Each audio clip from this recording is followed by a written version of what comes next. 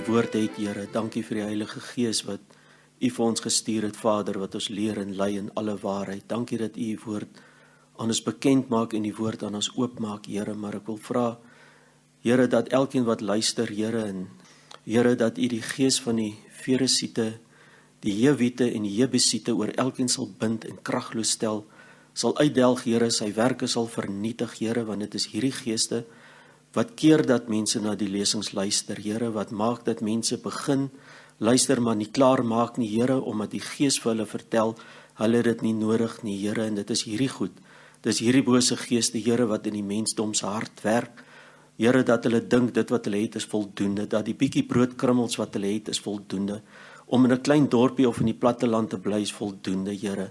En dit is hierdie goed, Here, wat teen U Gees werk. Dit is hierdie goed wat keer, Here, dat mense groei in die Gees, Here, dat ons, Here, werklik die volheid van U woord, Here, eet. En laat ons daardeur werklik groei in die Gees en vrugte dra, daardie vrugte wat U naam verheerlik en U naam groot maak, Here. En daarom is daar baie van ons, Here, wat klein vruggies het, wat net 'n bietjie het. Here, wat vrugte dra, wat nie werklik aanvaarbaar is nie, Here, en dan moet, Vader, dan moet U kom met die snoeisker en U moet kom knip en U moet kom uitknip in 'n poging om te kyk of daar nie meer vrug kan wees nie, Here, maar dis hierdie goed, dis hierdie bose geeste wat die mense weerhou om na die lesings te luister, wat hulle weerhou om tyd te vind om daarna te luister, wat maak dat hulle begin luister en dan ophou, soveel wat by die eerste een begin en so min wat oorbly en wat werklik aangaan en luister wat U Gees vir ons sê, Here, maar mag hierdie Here bose werke van die Satan kraglose stel wees, maglose stel wees, Here, in die lewe van elkeen, Here, wat begin luister, Here, en wat die duiwels hulle keer, Here, om aan te hou, maar die werking van hierdie Satans kragloos en magloos gestel is onder Jesus voete ingestuur, Here, en dat daar werklik geestelike groei in ons mense se harte en se lewens kan kom, Here. Ons dankie vir U woord, Here, en ons eer U daarvoor. Amen. Goed, die Gees van die Jewiete is die 6de volk van Kanaan wat ons van lees in Deuteronomium 7 vers 1. Daardie vers is nou al redelik bekend, ons is nou al 'n paar maande met hom besig, en dan sal ons sien dat die Jewiete is die 6de een, en die laaste een is die Jebusiete. En die Jebusiete is, net soos die Jewiete en die Feresiete, is dit hierdie goed, is magtige vorste. Hulle klink gering, hulle klink of hulle eenvoudig is. Hulle is so weggesteek dat die meeste mense nie eers van hulle werking weet nie. Al wat gebeur is, ons is heeltemal tevrede waar ons is, so nou en dan 'n bietjie kerk toe gaan, so nou en dan 'n bietjie bid, so 'n klein bietjie Bybel lees en dan is ons heel oukei. Want ons is oukei, en selfs Paulus het ook met hierdie goed te doen gehad. En kyk wat het hy gesê, Hebreërs 5 vers 12. Daar het Paulus geskryf, want hoewel julle vanweë die tyd leraars behoort te wees. Hy praat nie nou met pastore nie, hy praat met die hele volk. Hy sê julle behoort al leraars te gewees het julle weer nodig dat 'n mens julle die eerste beginsels van die woorde van God moet leer. Hoekom? Ons moet heeltyd teruggaan na die eerste beginsels toe. Hoekom? En julle het weer behoefte aan melk en nie aan vaste spys nie. Hier stel Paulus dit so mooi, en dit is, hy praat met mense wat met die evangelie begin het, maar daar is geen groei nie. Daar's geen groei in die gees nie. Hy sê, julle moes almal al leraars gewees het.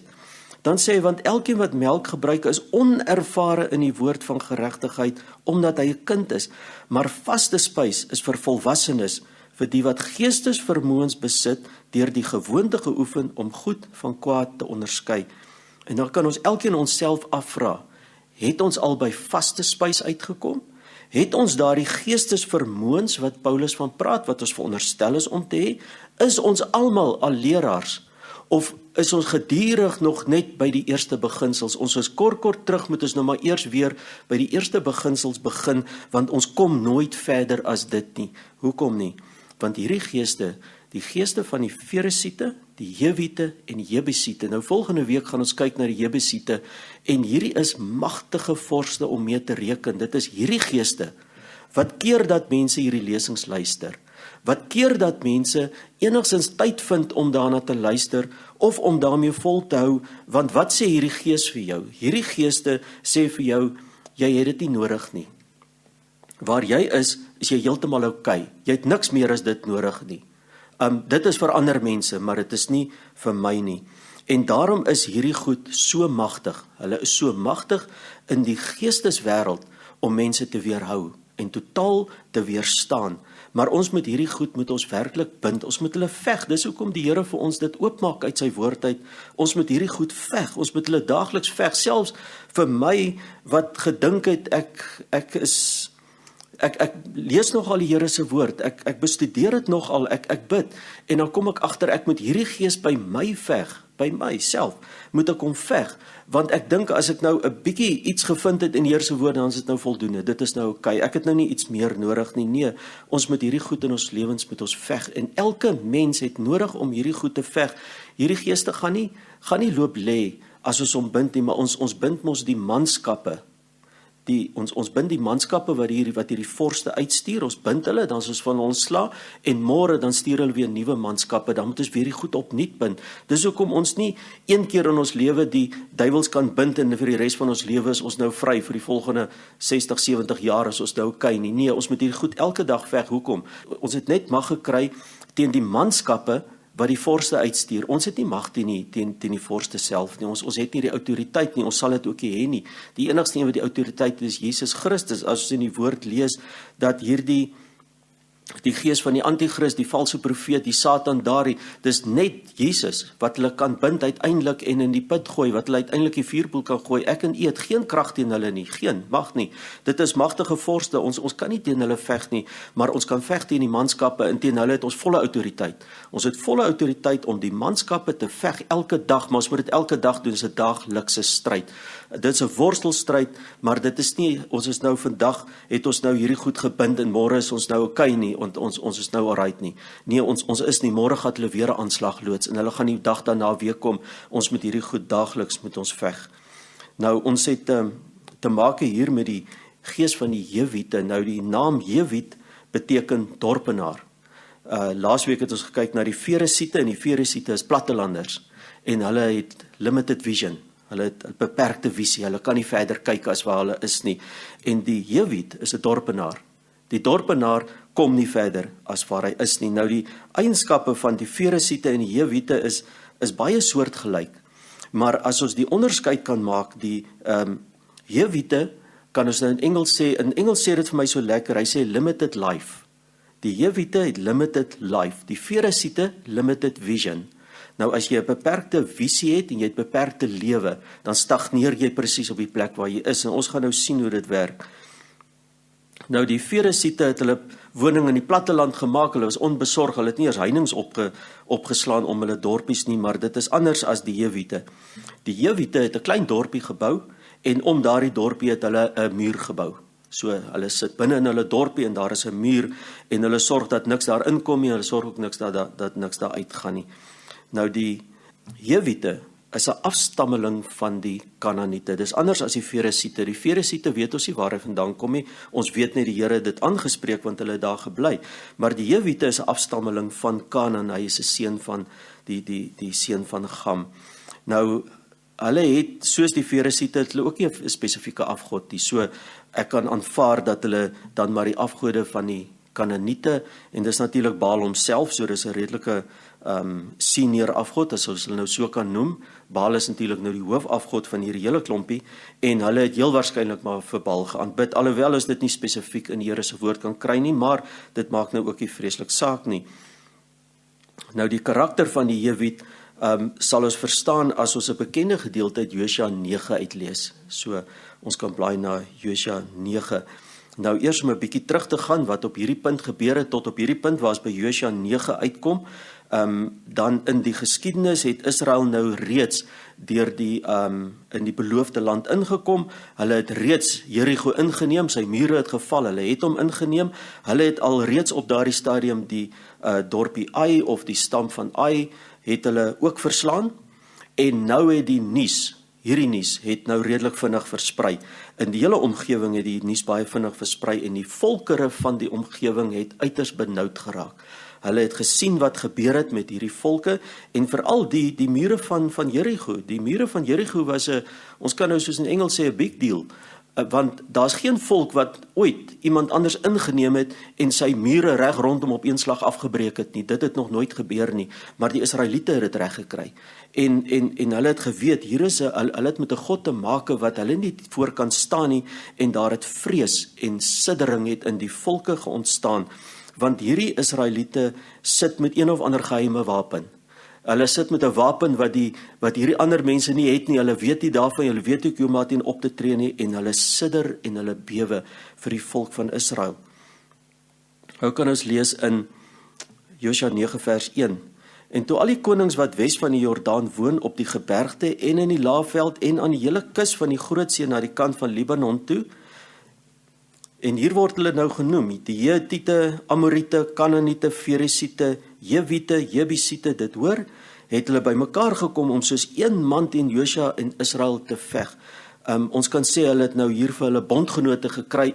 Elkeen het op sy eie besef hulle is te klein, maar hulle het gedink as hulle nou almal kan saam staan, as almal nou al hulle leermagte bymekaar maak en hulle kan op een slag op Israel afkom, dan het hulle darm 'n kans om Israel te beveg.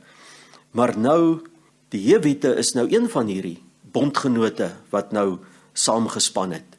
Maar die Jewiete sit met 'n ander plan. Hulle is nie lus vir hierdie geveg nie, en hulle het 'n ander plan. En nou lees ons van hulle in vers 3.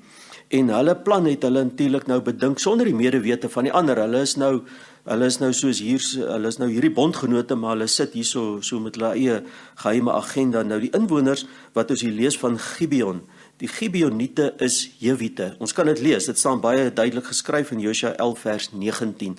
Josua 11 vers 19, daar kan jy lees dat die Gibeoniete was Jewiete. Goed, so ons het hier te make met die Jewiete. Nou lees ons Josua 9 vers 3. Maar toe die inwoners van Gibeon, dit is Jewiete, hoor wat Josua met Jerigo en met Ai gedoen het, het hulle ook met lus gehandel. Hulle het hier 'n onderduimse plan het hulle nou gaan bedink. Hulle het gegaan en hulle as boodskappers aangestel en verslyte sakke op hulle esels geneem en verslyte wynsakke wat geskeur en weer toegebind was.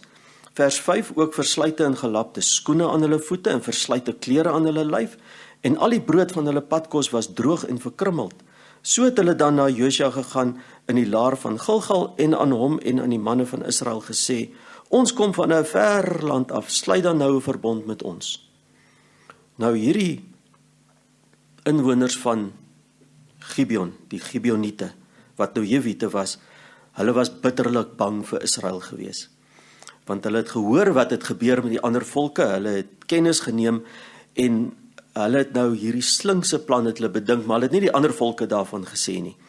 En hulle het hulle vermom en opgemaak, en dit moes hulle 'n tydjie gevat het seker, as mense wat van baie ver afkom, en nou moes hulle aan alles dink, hoe lyk mense wat van baie ver afkom, so hulle het nou verslete klere gekry, hulle het seker verslete gemaak, ek weet nie, hulle het dalk ook na 'n plek toe gaan wat hierdie kostuums verhuur, en nou het hulle ou klere daar gekry, hulle moes sorg dat hulle skoene verslyt lyk, selfs die sakke wat hulle oor hulle pakdiere gooi, waarin hulle goedere vervoer het in daardie jare, mens kan sê, dit was hulle koffers gewees of hulle tasse, selfs dit moes gesluit gelyk het, so hulle moes nou alles prakseer, om nou alles so verslete te laat lyk, en dan moes hulle kos, moes hulle nou ook 'n bietjie aanpas, so hulle het brood gehad, wat hulle seker nou een kant gesit, tot dit nou lekker oud is, en dalk 'n bietjie gemif, en alles moes nou regtig gedaan gelyk het. Hulle moes gedaan gelyk het en hulle klere en alles wat hulle het, want hulle moet nou vir Josua 'n rad voor die oë kom draai.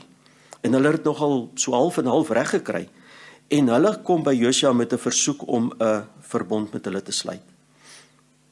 Maar die manne wat by Josua is, het onderskeiding gehad. Hulle het nie sommer net geval vir hierdie spulletjie nie. Hulle het gevoel hier is 'n slang in die gras. Hoekom sal 'n volk wat baie ver woon na hulle toe kom om 'n verbond te sluit, terwyl die Israeliete net die Kanaaniete uitroei? Hulle is net met die land van Kanaan besig. Wat het hierdie ver land se volk nou met hulle te doen?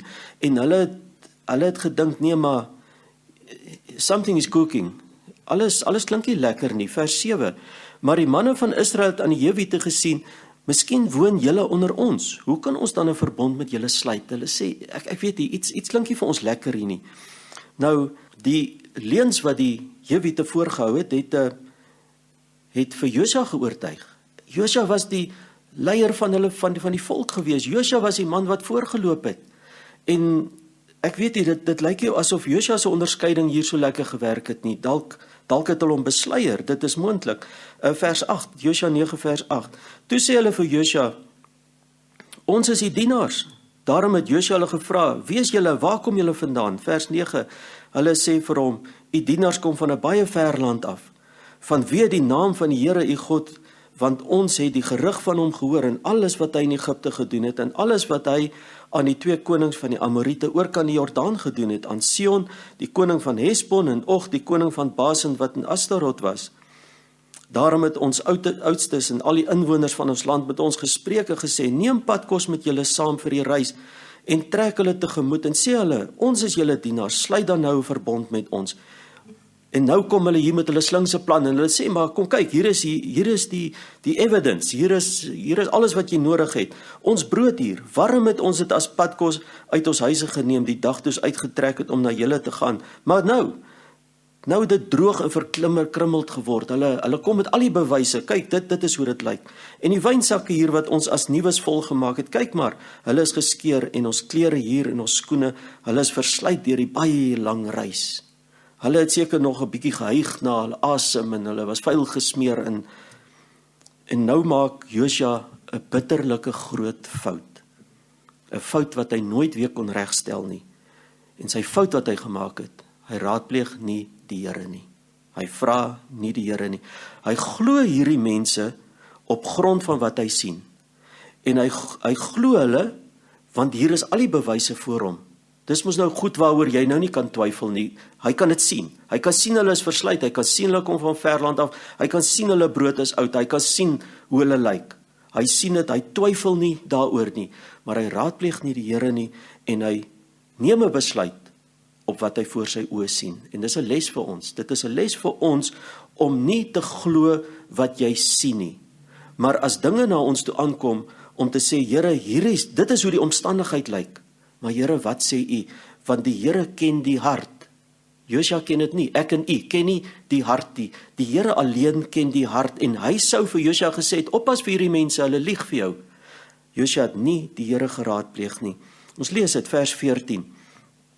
Toe neem die manne van hulle padkos, maar die mond van die Here het hulle nie geraadpleeg nie. Hierdie is 'n diepe les vir ons. Vers 15, en Josua het met hulle vrede gemaak en met hulle verbond gesluit. En kyk nou, dat hy hulle sou laat lewe. En die owerstes van die vergadering het dit met 'n eed beloof. Josua en die oudstes wat moes eerste plek geluister het na die Here se woord. Die Here het gesê, sluit geen verbond nie. Punt. En hy gaan en hy sluit 'n verbond. Maar hierdie Jewite se leuns het nou nie lank gehou nie. Vers 16, maar aan die einde van 3 dae, net so 3 dae later, nadat die verbond met hulle gesluit was, hoor die volk dat hulle in hul nabyheid en tussen hulle inwoon. Die kinders van Israel het naamlik weggetrek en op die 3de dag by hulle stede gekom. En hulle stede was Gibeon en Kefira en Beerot en Kiriat Jearim. En nou het die owerstes besluit, o jene, hulle het 'n groot fout gemaak. En Josua het besef, hulle sit met 'n verbond. Hulle kan dit nie verander nie, vers 18. Maar die kinders van Israel het hulle nie verslaan nie, omdat die owerstes van die vergadering vir hulle gesweer het by die Here, die God van Israel. Die hele vergadering het toe teen die owerstes gemurmureer. Die volk het gekom en gesê, maar julle kon dit mos nie gedoen het nie. Nou sit ons met hierdie spul. Hoe kon julle dit gedoen het? Hulle het 'n verbond gesluit. En dit is hoe hierdie gees van hierdie Jewite en die gees van hierdie Ferisiete werk. Hulle kom op 'n slinkse, onderduimse manier en die mense kom dit nie agter nie. En hulle gaan en hulle roei nie hierdie goed uit nie. En as ons hierdie goed nie uitroei nie, dan groei ons nie in die gees nie. Dit is hoe hierdie goed werk. Nou, dis nie te sê dat elke besluit wat ons owerstes en wie ook al neem, die regte besluit is nie. Want hier is 'n duidelike voorbeeld daarvan, want die besluit wat verkeerd was, wat verkeerd geneem is, was omdat die Here nie geraadpleeg is nie. Die Here is ons leidsman. Hy is die een wat ons moet raadpleeg in alles. Ons moet nie net dom dinge doen nie. En tog doen ons dit. Vers 19. Daarop sê al die owerstes aan die hele vergadering, ons het self vir hulle gesweer by die Here, die God van Israel, en nou mag ons hulle nie aanraak nie. Hierdie is ons eie skuld. Ons kan nou niemand, hierdie is ons skuld. Ons het verkeerd gemaak. Hulle het hulle fout besef. Vers 20. Dit sal ons aan hulle doen en hulle laat lewe, sodat daar nie 'n toorn oor ons kom ter wille van die eed wat ons vir hulle gesweer het nie. 'n Verbond was nie iets wat jy net gemaak en verbreek het nie. Nee, 'n verbond het gestaan. Verder sê die owerstes vir hulle, laat hulle lewe, en hulle het houtkappers en waterputters geword van die hele vergadering, soos die owerstes aan hulle gesê het.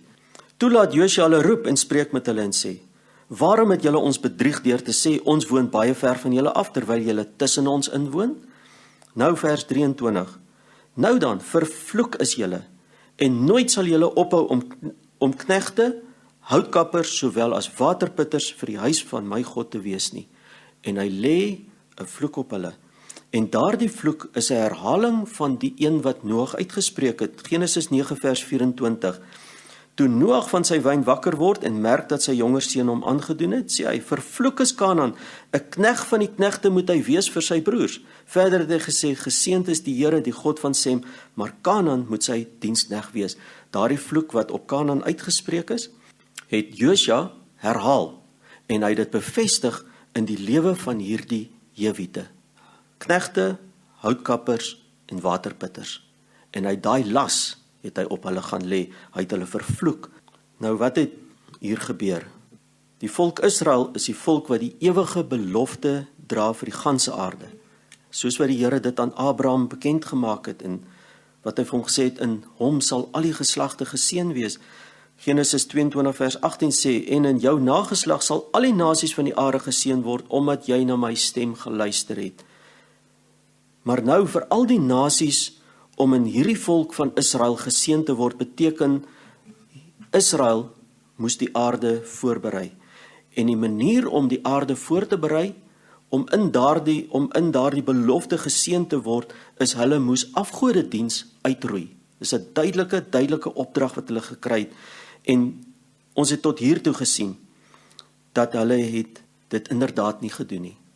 Hulle het teen die volke van Kanaan het hulle geveg, maar hulle het hulle nie oorwin nie. Hulle het hulle nie volledig verslaan, soos wat dit die opdrag van die Here was nie. En die Here het reg aan die begin gesê, gaan veg teen hulle, ek gee hulle in julle hand.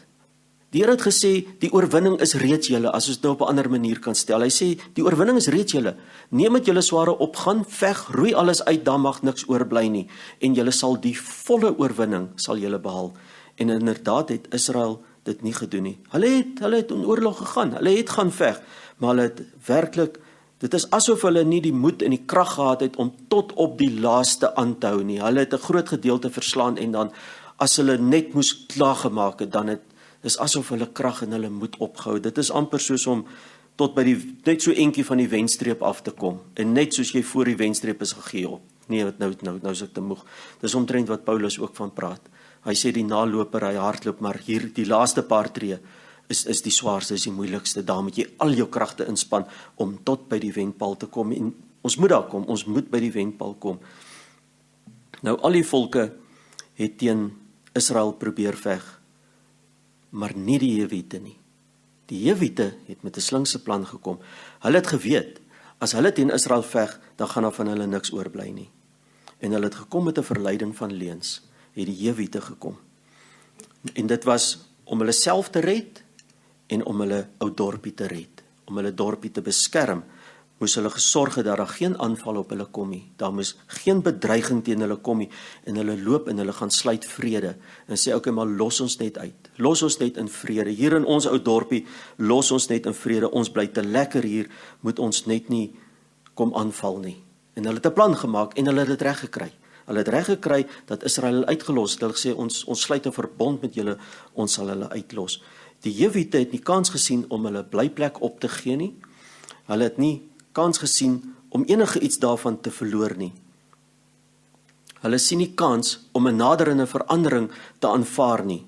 Hulle sal dit gaan keer met 'n slinkse plan. Het hulle die verandering wat Israel sou gebring het hulle gaan keer en hulle was uitgelos, sodat hulle verder in hulle eie gemak kan sit. En daar sit hulle, in hulle ou klein dorpie. Want stere het hulle net gebleid waar hulle is, en soos hulle was, volg daar nou 'n onverwagse wending. 'n Onverwagse wending, en hierop het hulle nie gereken nie. Hulle het nie gereken op wat gebeur het nie. As ons teruggaan na Josua 9 vers 23, sê Josua, nou dan, vervloek is julle, en nooit sal julle ophou, nooit, is 'n baie lang tyd, sal julle ophou om knegte, houtkappers, sowel as waterputte vir die huis van my God te wees nie. En daarmee het die Jewiete dieper in hulle ou dorpie ingesak. In plaas dat hulle nou net in vrede daar kon lewe, met in elk geval hulle beperkte bestaan wat hulle gehad het, is daar 'n las op hulle gelê, en gesê, nou gaan julle nog diensbaar ook wees. Julle gaan waterdraers en julle gaan houtkappers word. En nou het hulle net nog dieper in hulle ellende ingesak, want hulle het nie op hierdie stukkie gereken nie. Nou hulle sorgelose lewe in hulle klein dorpie, dit het hulle voltydse gevangenskap geword. En hulle kon nie daar uitkom nie, daar was 'n verbond teen hulle. Hulle het geen kans gehad om enigstens uit hulle dorpie uit te kom en te gaan kyk wat in die stad aangaan nie. Geen kans nie. Hulle moes daar bly. Dag in en dag uit moet hulle water aandra en hout kap in hulle klein dorpie. Dit het hulle gevangenskap geword. En hulle raak net al hoe meer beperk in hulle lewe wat hulle het. Nou ons het al vinnig gekyk na Dina, wat met Dina gebeur het, en hier is nog 'n voorbeeld van Dina wat ons hier kan byvoeg. En dit het ook met die Jewiete te doen. Genesis 34 vers 1. En Dina, die dogter van Lea, wat sy vir Jakob gebaar het, het uitgegaan om die dogters van die land te leer ken. Toe Sichem, die seun van Hemor, die Jewiet, die vors van die land haar sien, het hy haar gegryp en met haar gemeenskap gehad na hanteer. En sy siel het verkleef geraak aan Dina, die dogter van Jakob, en hy het die dogter lief gehad en na die hart van die dogter gespreek. Sichem het ook met sy vader Hemor gespreek en gesê, neem daardie dogter vir my as vrou. Nou hier sien ons duidelik die gees van die Jewiet. Nou Sichem sien die dogter van Jakob. Hy gryp haar om sy eie vleeslike begeerte te bevredig, en sonder om eers navraag te doen wie sy is. En daarna dink hy dat hy sy eie begeerte net kan finaliseer deur 'n boodskap vir Jakob te stuur. Nou vir Sichem gaan dit oor die bymekaar maak van aardse besittings. En hy behandel Dina asof sy net nog 'n besitting is. In plaas daarvan dat hy navraag gedoen het oor wie sy nou werklik is, waar sy vandaan kom. Sy is nie dalk reeds getroud nie. Hy het nie gevra nie. Sy is nie dalk verloof nie. Stel sy ooit in hom belang? Nee. Niks hiervan was vir Sichem enigstens belangrik nie. Want die Jewiet kan niks verder kyk as net sy eie tydelike bestaan en sy tydelike rykdom wat hy het nie. Dit wat hy het, is al wat vir hom belangrik is. Iets anders maak nie vir hom saak nie. As hy kry wat hy wil hê, dan is hy tevrede. En hy weet nie eers dat hy gebonde is nie. En hy weet nie eers dat daar iets beters daar buite is nie. Hy is tevrede waar hy is. Hy het met Josua 'n verbond gaan sluit en gesê, los ons net uit, in vrede. En hulle het dit gekry, hulle het 'n verbond gekry. Nou, ons kan in die verband ook kyk na die gemeente van Laodicea in Openbaring. En ons kry daar dieselfde tipe strekking. Daardie gemeente van Laodicea was heeltemal tevrede met waar hulle is. En hulle het gedink, hulle het alles. Hulle het gedink, hulle het niks meer as dit nodig as waar hulle is nie. Maar die Here kyk verder. Hy kyk in die hart. Want al hierdie goed werk met tydelike besittings, aardse bestaan, tydelike goed wat mens bymekaar maak, tydelike dinge waaraan jy vreeslik groot waarde heg. Dit is waaroor dit gaan. Dit is die koninkryk van die hemel, gaan alles oor geestelike dinge.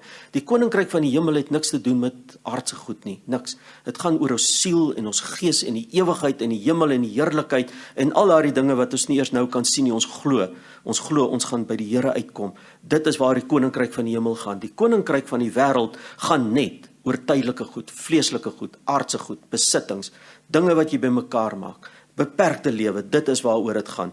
En dit is hierdie twee koninkryke wat teen mekaar stry. En dit is hoekom hierdie geeste sal keer met alles wat hulle het, om te keer dat ons by die koninkryk van die hemel in sy volheid kan uitkom. Ja, ons kry so 'n bietjie en nog so 'n bietjie hier en 'n bietjie daar, maar ons kan nie by die volheid uitkom nie. Paulus gesê, julle is nog steeds besig met melk.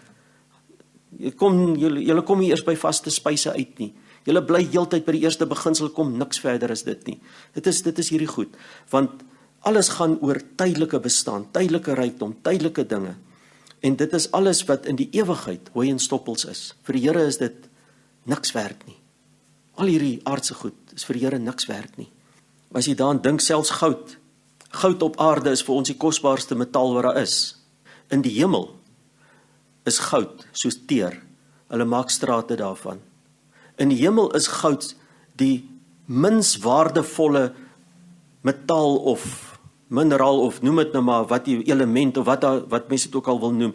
In die hemel is goud die minst waardevolle ding wat daar is. Hulle maak strate daarvan.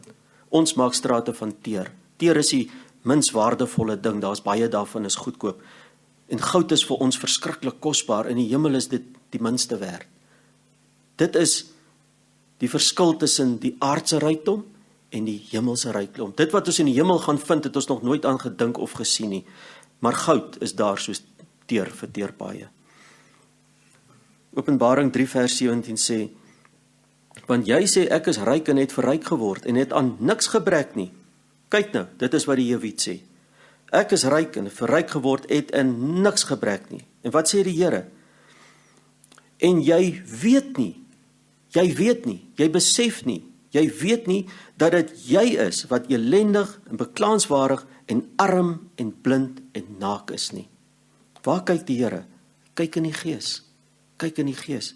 Die Jewiet is heeltemal tevrede met waar hy is. Wat hy het is heeltemal voldoende. Maar die Here kyk in die gees. En so was die Laodicense was ryk in hulle self gewees.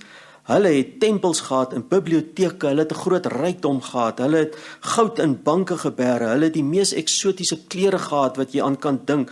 Hulle het 'n besondere oogsalf gehad wat hulle oë mee salf, en as jy jou oë met daardie oogsalf dan sien jy sommer baie beter. En wat sê die Here? Die Here sê maar jy's blind. Die Here sê daai banke vol goud, hy sê maar jy's arm. Hy sê jy's beklaanswaardig. Met al hierdie beste klere wat hulle het, die Here sê maar jy's naak. Roem op tydelike welvaart en tydelike dinge. Dit is waarop die mense se roem is.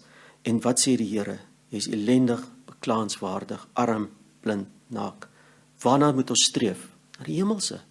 Ons moet vir ons skatte bymekaar maak in die hemel. Dis wat die woord van die Here vir ons sê.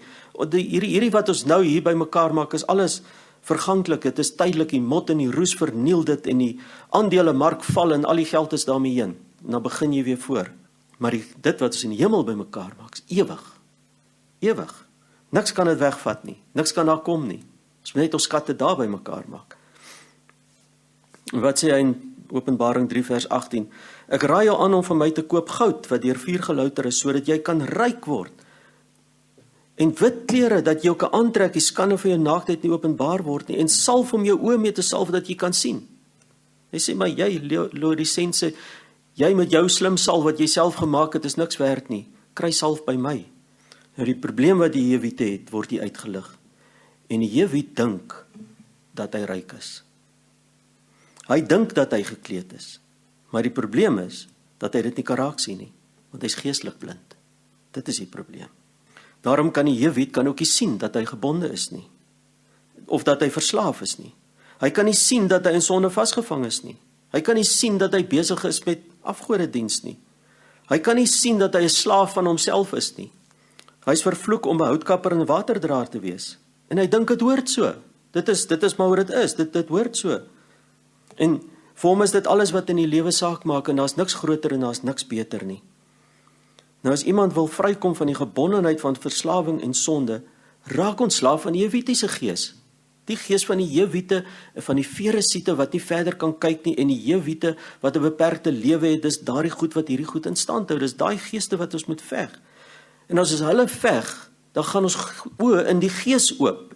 En as ons oë in die gees oop gaan, dan kan ons sien, maar dit waarmee ons besig is minderwaardig, is niks werd nie. Ons moet wegkom van daar, of ons moet vaste spys begin kry. Paulus sê, julle moes almal lank al leraars gewees het.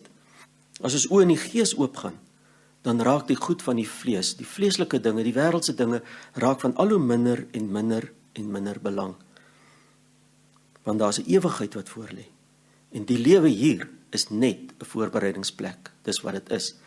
Ons moet voorbereid raak om in te pas in daardie heerlikheid, in daai ewigheid wat die Here vir ons het. 'n Beperkte lewe, 'n lewe in die vlees, dis die gees van die Jewiete. Maar 'n onbeperkte lewe is 'n lewe in die gees. Ons kan dit lees, Romeine 8 vers 5. Want die wat vleeslik is, bedink vleeslike dinge, maar die wat geestelik is, geestelike dinge. Want wat die vlees bedink is die dood. Kyk nou hier, is die dood. Maar wat die gees bedink is lewe en vrede. Omdat wat die vlees bedink vyandskap teen God is, want dit onderwerp hom nie aan die wet van God nie, want dit kan ook nie. En die wat in die vlees is, kan God nie behaag nie. 'n Jewiet kan God nie behaag nie. Maar kom ons kyk nou vers 9, Romeine 8 vers 9.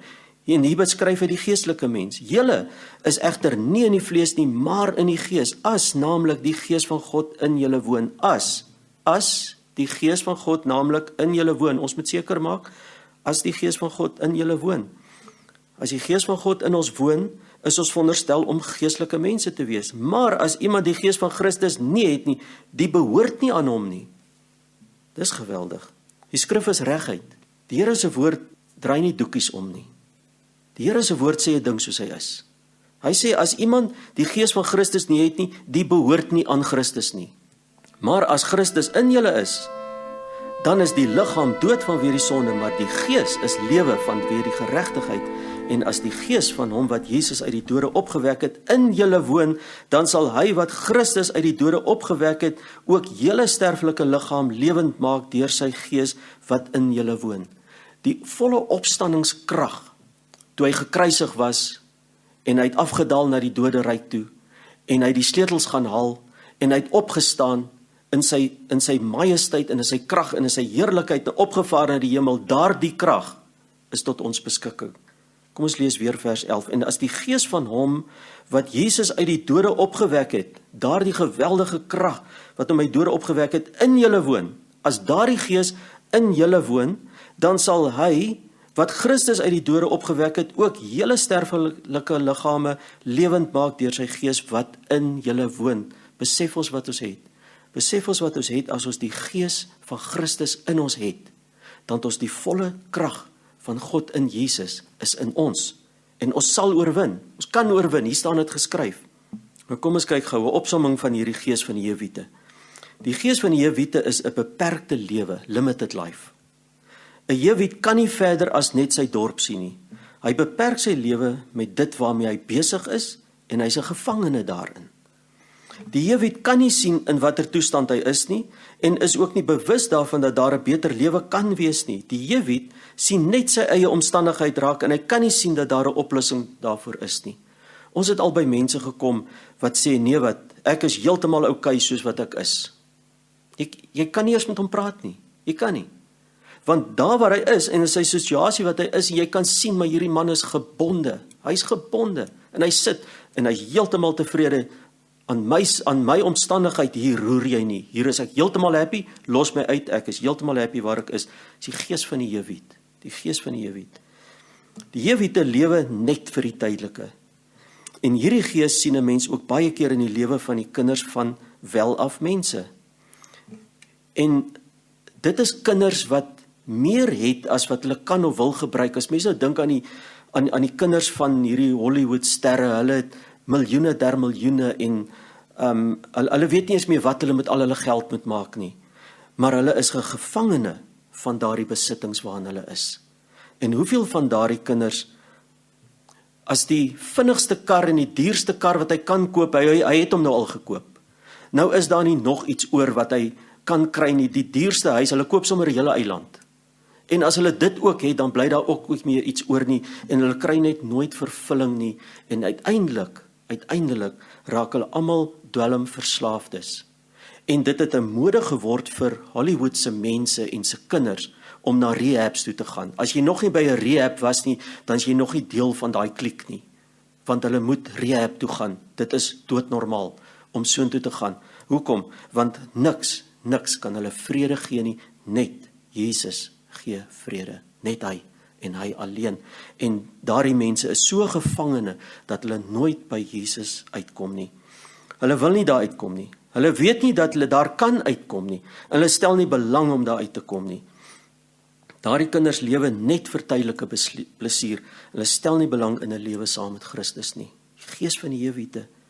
Vir die Jewiete gaan dit oor gemaksig van die liggaam, gemaksig van die siel.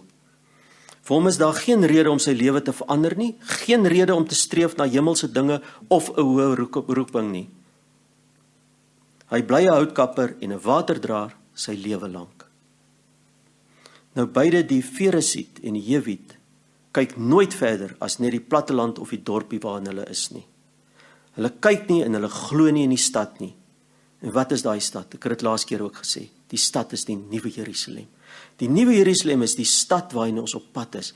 Dit is waarin ons moet kyk. Ons moet wegkyk van waar ons is. Ons moet begeerte moet wees. Ons moet strewe na die Nuwe Jerusalem, na die heerlikheid, na die hemelse stad. Dit is waarin ons strewe moet wees. Maar die Feresiet en die Jewiet kyk nie eers op nie. Hulle kyk net op hulle eie omstandighede. Hulle is tevrede met waar hulle is. Hulle sien nie eers die stad raak nie. En dit is nodig dat ons hierdie gees van die Jewiete en die Feresiete onder ons bind. Ons moet werklik hierdie geeste veg, want omdat hy so onderduims is, omdat hierdie goed so onderlangs werk, weet 'n mens nie eers van hulle bestaan nie. Al wat 'n mens weet is, jy's nie lus om nou te gaan bid nie. Jy's nie lus om Bybel te lees nie. Jy's nie lus om Sondag kerk toe te gaan nie. Want eintlik was ek laasweek daar, maar ek voel eintlik nog heel oukei. Jy's nie lus om 'n opoffering te maak om by Jesus uit te kom of by die Here uit te kom nie. Want ek is eintlik oukei. Dit gaan my right. So eintlik het ek dit nie nou nodig nie. Ek sal so oor 'n maand sal ek nou weer kyk. Dis die gees van die Jewiete en die Feresiete wat so onderduims werk dat 'n mens nie eers weet jy's gebind daarmee nie. Mense weet dit nie eers nie. Kyk hoe hy by Josua aangekom. En hy het vir Josua, wat 'n man van die Here is, die Here het hom aangestel. Hy's 'n gesalfde van die Here. Hy het vir Josua om die bos gelei en hy het 'n verbond met hom gaan sluit en hy het hom nie uitgeroei nie. Die gees van die Feresiete, limited vision, Jewiete, limited life, is magtige vorste in die wêreld. Magtig. Ons moet hierdie goed nie onderskat nie. Nou aanstaande week kom ons by die Jebusiete uit. En die Jebusiete is seker die ergste van hulle almal. As jy gedink het hierdie twee vorste is erg, wag dat ons by die Jebusiete uitkom. Amen. Die Here seën julle elkeen.